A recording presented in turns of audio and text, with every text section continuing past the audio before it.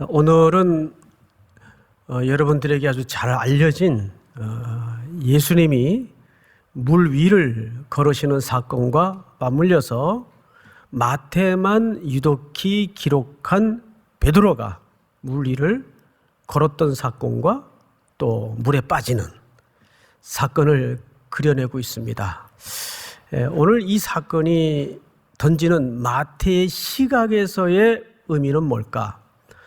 우리 마태복음 14장 첫 절 22절을 좀 볼까요? 예수께서 즉시라는 표현이 있죠. 근데 이 표현이 오늘 전체 본문에 몇 번 등장을 하는가 봤더니 3번씩이나 묘사를 담아놓고 있습니다. 어디쯤 있나? 27절을 볼까요? 예수께서 즉시, 그렇죠. 30절에도 바람을 보고 무서워 빠져가는지라 이렇게 돼 있어요. 그리고 31절에 뭡니까? 예수께서 즉시. 근데 여러분, 공통점이 뭐죠? 이 즉시라는 표현이 등장할 때마다 세 차례 다 누구의 행동을 묘사한 겁니까? 예, 예수님의 행동을 묘사한 거예요. 주체가 예수님이에요. 예수께서 즉시, 예수께서 즉시 어느 때마다 제자들과 그 제자들이 만난 상황이 긴박하고 절박할 때마다, 그러니까 즉시라는 표현은 뭐죠? 시차 없이 곧바로 그 뜻이에요. 곧바로. 표현의 의미를 보면 저는 이 간단해 보이는 표현 하나에 사실 굉장히 은혜를 받았어요. 이 단어가 뭐 이렇게 은혜가 되나? 근데 여러분, 이 단어를 통해서 이 예수님의 동작을 묘사한 표현을 통해서 제가 은혜를 받았던 대목은 이 부분입니다. 아, 그렇구나. 예수님은 내가 절박할 때보다 예수님도 절박한 게 아니라 예수님이 더 절박하시구나. 내가 절실히 뭔가를 필요할 때보다 예수님이 동일하게 절실하신 것이 아니라 나보다 더 절실하시구나. 여러분 믿습니까? 이것이 즉시라는 표현 속에 예수님이 제자들에게 보여주고 싶은 예수님의 놀라운 행동이었어요. 그 다음에 이제 들어가십시다. 예수께서 즉시 제자들을 어떻게 하셨다고 되어 있죠? 제초가사 이렇게 되어 있어요. 제초가사.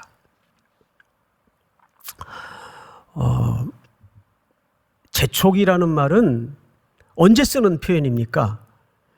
예를 들어서 엄마들이 집에서 아이들을 요즘 뭐 이렇게 많이 만나잖아요. 하루 종일. 근데 엄마가 재촉해요. 이렇게.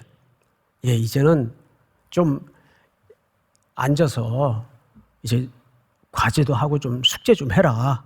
공부 좀 해라. 그러면 지금 이 아이는 뭔가 지금 딴짓을 하고 있다는 거예요. 그렇죠? 그래서 재촉이라는 표현은 엄마가 자기의 본론의 목적대로 아이들을 이끌고 가려고 할 때 재촉을 하는 거예요. 그리고 이면에는 그 대상이 될 수밖에 없는 아이들은 지금 딴짓에 몰두해 있는 경우가 게임을 한다든지 그렇단 말이에요. 그러면 예수님이 여기서 이 재촉을 누구에게 하시고 계세요? 제자들에게. 그러면 지금 제자들의 생각과 마음의 어떤 품은 계획과 의도들은 지금 예수님의 의도와는 지금 간격이 떨어져 있다는 겁니다. 딴짓에 지금 몰두하고 있다는 거예요. 조금 더 들어가 볼까요? 그러면 무슨 딴짓을 하나 그걸 우리가 좀 알아야 되겠죠. 보십시다. 22절을 보면 자기가 무리를 보내는 동안에 배를 타고 앞서 건너편으로 가게 하시고. 자, 여기 예수님이 제자들을 재촉해서 빨리 배들 타고 저 건너편으로 먼저 가 있어라.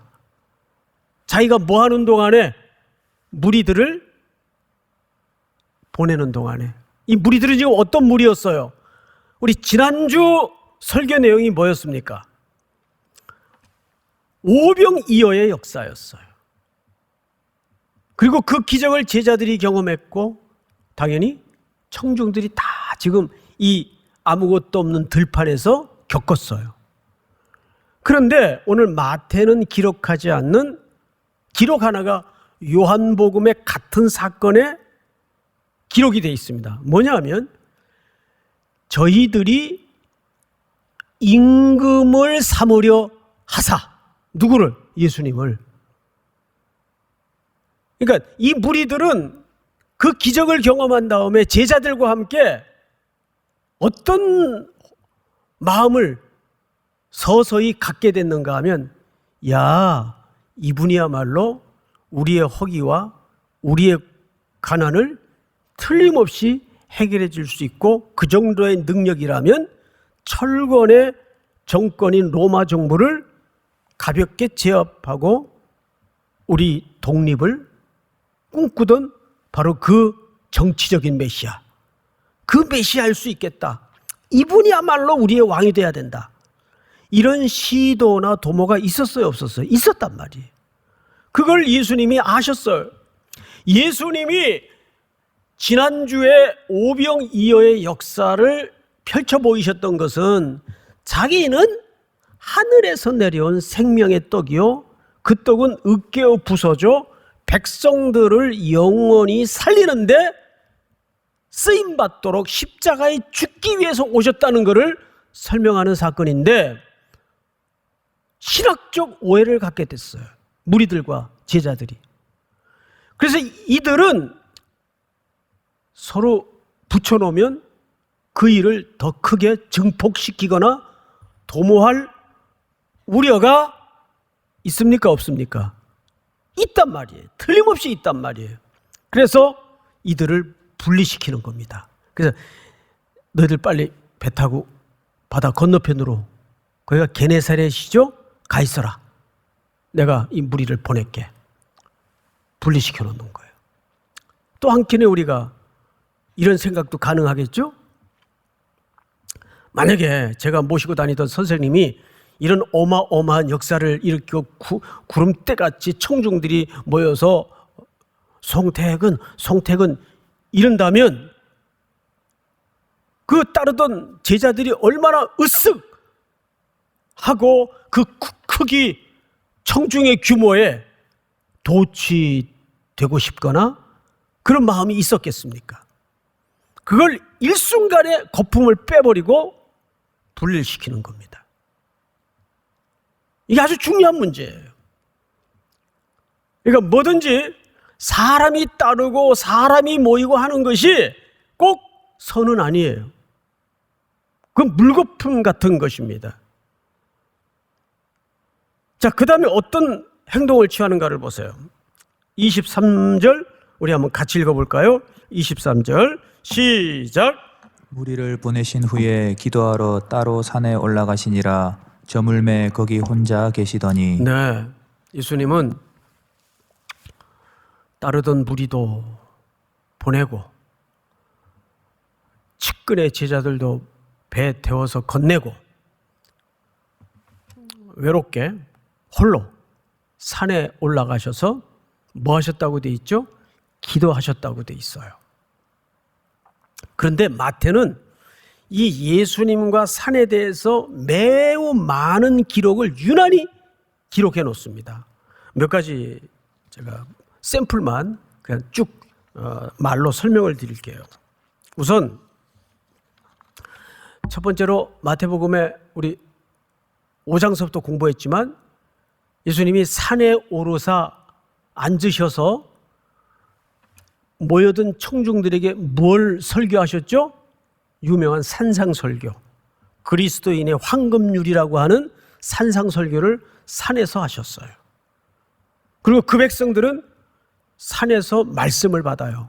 이건 전형적인 출애굽의 재현이에요. 이스라엘 백성들이 구원받고 나서 홍해를 건네자마자 도착한 산이 어느 산입니까? 시내산이에요. 그리고 모세가 그 시내산에 올라서 하나님께로부터 직접 뭘 받습니까? 율법을 받아요. 말씀을 받아요. 그러니까 예수님은 택한 백성들을 운영하시고 통치하시 하나님의 나라의 윤리를 이 산에서 설명하십니다. 두 번째, 산에 올라 마태복음 12장에 보면 많은 장애인들을 고치세요. 그 말씀을 가르치는 사역과 치료하시는 사역을 마태는 일관되게 강조하고 있습니다. 또 세 번째는 마태복음 17장에 보니까 몇 명의 제자들을 데리고 산에 올라서 변형된 모습을 보이십니다. 유명한 변화산의 사건이에요. 얼마나 좋았던지 여기다 초막셋을 짓고 그냥 삽시다 할 정도로 은혜로운 경험이었어요. 근데 그 순간 산 아래는 어떤 일이 벌어지고 있었나요? 귀먹고 말 못하는 불에도 넘어지고 물에도 넘어져 귀신에게 제압당했던 한 아이를 아버지가 남겨졌던 제자들에게 데려왔어요. 이 아이를 좀 어떻게 해 주십시오. 별별 수단을 다 동원해도 그 병든 귀신 들린 아이를 고치지 못했습니다. 그때 예수님이 산 위에서 내려오세요. 어떤 현장으로? 귀신이 지배하는 현장으로. 근데 오늘 그림이 정확하게 같은 그림이에요. 볼까요? 본문을 보십시다. 24절. 배가 이미 육지에서 술이나 떠나서 바람이 거스림으로 물결로 말미암아 고난을 당하더라. 자, 이 현장은 바다입니다. 바다. 여러분, 성경에서 바다는 죽음을 상징하는 공간이에요. 그리고 계시록 13장에 보면 바다에서 뭐가 올라옵니까? 용에게로부터 고난을 부여받은 못된 짐승이 올라와서 신성모독이라는 이름표를 붙이고 누구를 공격하기 시작하죠? 성도를 공격하기 시작합니다. 그래서 이 바다라는 공간은 유대인들의 이해 속에는 죽음, 두려움, 공포, 어둠의 세력이 지배하는 곳, 바로 거기가 바다예요. 근데 오늘 보니까 이 바다에서 제자들이 물결로 말미암아 뭘 당하더라? 고난을 당하더라. 이걸 산에서 기도하시던 예수님이 아시고 그 산에서 내려오세요. 예수님께서 산에서 내려오셔서 그 바다 가운데 고난을 받고 있는 제자들에게 도착하십니다. 근데 오실 때 어떻게 오셨어요? 철복 물 위를 걸어서 오셨어요. 그게 무슨 뜻일까요? 여기에 이제 신학적 담론을 우리가 이해해야 되는데, 죽음을 지배하고 어둠의 세력과 권세를 지배하시는 하나님의 아들로 오시는 거예요. 그런데 이 맹꽁이 같은 제자들이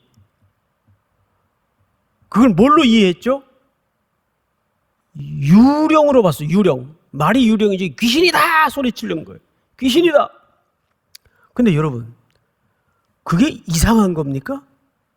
그러면 저나 여러분 같으면 그때가 제일 어두운 밤인데, 밤 4경이니까 새벽 3시가 이제 넘어가고 있는데 아무것도 안 보이는 칠흑 같은 바다에 저 위에서 희끄무른 게 철벅 걸어오는데 어느 제자가 아이고 예수님이시네요. 할렐루야. 그러겠어요, 여러분? 예? 자, 그럼 성경을 잘 보십시다. 예수께서 즉시 이르시되, 여기서부터 따라합니다. 안심하라. 나니 두려워하지 말라. 이 세 단어를 기억하세요. 자, 저를 보시고 안심하라. 나다. 두려워하지 마라. 여기에서 여러분 판단에 제일 중요한 단어는 어느 단어일 것 같습니까?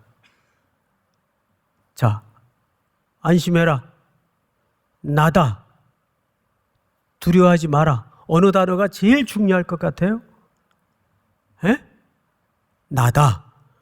이젠 눈치들이 빨라가지고 예, 그 단어가 사실은 오늘 전체 이야기의 절정의 단어입니다. 이 단어는 용법이 그 유명한 에고 에이미, 나는 나다 그 뜻이에요. 나는 나다가 히브리 말로는 여호와, 여호와는 이름이 아니에요. 하나님의 존재에 대한 설명이지 이름이 아니에요. 하나님은 이름이 필요 있어요, 없어요? 없어요. 여호와라는 말은 I am that I am. 나는 나다. 누가 너를 보냈냐 그러면 제가 뭐라고 대답을 할까요? 하나님하고 모세의 대화죠. 그러니까 하나님이 나는 여호와라. 그 말은 에고 에이미, 나는 나다. 근데 이 말이 왜 중요하냐 하면 지금부터 여러분들이 잘 들으셔야 돼요. 나는 나다라는 말은 예수님이 자기를 설명하기 위한 자기 이름을 쟤들이 물어보니까 나야 나 이렇게 설명에 대한 반응으로서의 대답이 아니에요. 이 말은 이걸 제 좁으로운 언어의 한계 때문에 설명이 될까 모르겠습니다만은 이거는 모든 일반 원리와 이성과 그 이상을 넘어가는 자기 설명이에요. 그러니까 이걸 뭐라 그래? 레벨이 다르다는 말도 부족해요. 차원이 다른 거예요. 나는 나다. 나는 하나님이다 그 뜻이에요. 피조물에 연결된 어떤 것과도 나는 독자적이고 독립적이다. 나는 너희들이 생각하는 이 모든 물질계 이상의 어떤 주의다 그 뜻이에요. 창조주의다 그 뜻이에요. 나는 나다. 근데 우리가 이 언어 속으로 들어갈 수 있어야 돼요. 이 나는 나다라는 주님의 설명 안으로 들어가면 우리의 이해와 삶의 원리가 어떻게 달라지냐 하면 조금 내가 남들보다 비교해서 뒤처지는 거, 남들보다 비교해서 조금 잘난 거, 이거 아무 의미가 없어져요. 그런 이 세상 사람들이 흔들고 쥐고 있고 쟤는 그런 물질계의 이해와 아무 상관이 없어져요. 그 초대가 뭐냐 하면 나는 나다. 너희가 그 설명과 그 언어 속으로 들어오라 그 말이에요. 안심하라. 두려워하지 마라. 나는 나다. 폭풍도 제어하시고 바다도 다스리시고 만물을 창조하신 분이 나다. 그 뜻이에요. 믿습니까? 그러니까 이 나다라는 말은 그냥 유령이라고 했으니까 유령 아니야 나야 이 뜻이 아니에요. 그 너머의 설명이에요. 그러자 오늘 이 스토리가 여기서 끝나면 참 은혜로울 뻔했어요. 그런데 이 배씨가 뭐라 그러냐 하면은 베드로가 대답하여 이르되 주여 만일 주님이시거든 나를 명하사 물 위로 걸어오라 하소서 하니, 나는 이 발상도 놀라운 발상이라고 봐요. 여러분 같으면 이런 발상을 하겠어요? 네? 정말 주님이시면 나를 명해서 물 위로 걸어오라 하소서. 그런데 이 베드로보다 한술 더 뜬 분이 누구냐면 예수님이에요. 와라 그랬어요. 와라. 이제 배하고 예수님은 지금 간격이 있었겠죠? 베드로가 이 배에서 내려서 예수님에게로 갑니다. 그러면 배가 있던 장소와 베드로도 간격이 지금 좀 멀어지는 거예요. 그렇죠? 예, 간격이 지금 멀어지고 있어요. 그러다가 잘 가다가 와라 하는 말을 듣고 믿고 가다가 질문합니다.